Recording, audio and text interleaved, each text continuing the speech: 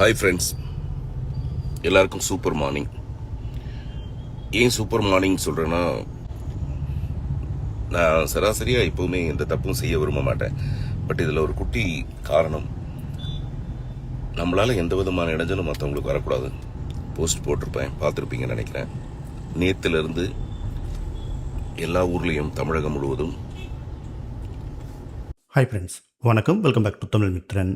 தமிழக அரசியலில் தேர்தல் நெருங்க ஒவ்வொரு நாளும் தளபதி விஜய் பற்றின ஏதோ ஒரு செய்தி தான் மொத்த செய்தி சேனல்கள், சோசியல் மீடியா, அரசியல் தலைவர்கள் எல்லாரையுமே பிஸியாக வச்சிட்ருக்கு.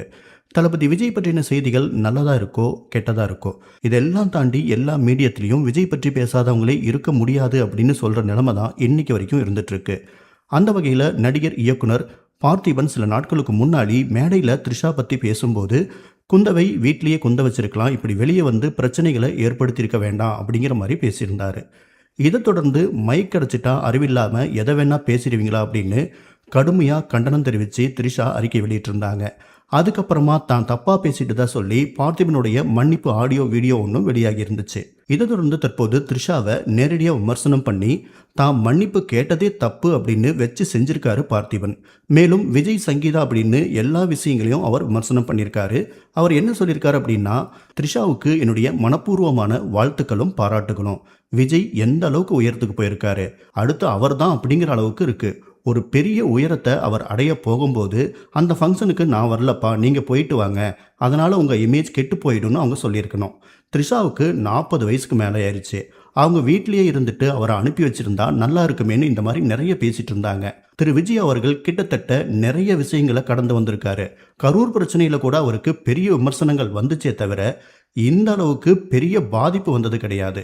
இவ்வளவு பாதிப்புகளுக்கும் காரணமான அந்த நிகழ்ச்சியில் த்ரிஷா கலந்துக்காமல் இருந்திருக்கலாம் அப்படிங்கிறது என்னுடைய அடிமனசில் இருந்துச்சு. ஆனால் அதை சொல்கிறதுக்காக நான் மேடைக்கு போகலை.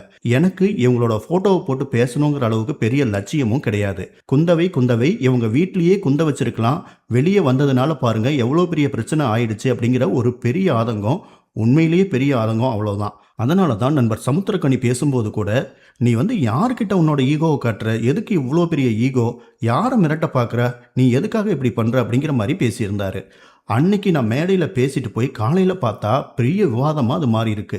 நான் சொன்னது எனக்கு சம்பந்தமே இல்லாத ஒரு 3வது மனுஷியை பற்றி.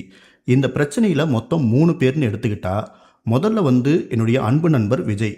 அவருடைய வளர்ச்சியை பார்த்து நான் ரொம்ப சந்தோஷப்படுறேன். அவர் ஒரு எனக்கு நல்ல நண்பர். 2வது இடத்துல அவருடைய மனைவி சங்கீதா விஜய் இருக்காங்க. இன்னமும் கோர்ட் தீர்மானிக்காத வரைக்கும் இப்போ வரைக்கும் அவங்க தான் விஜயுடைய மனைவி.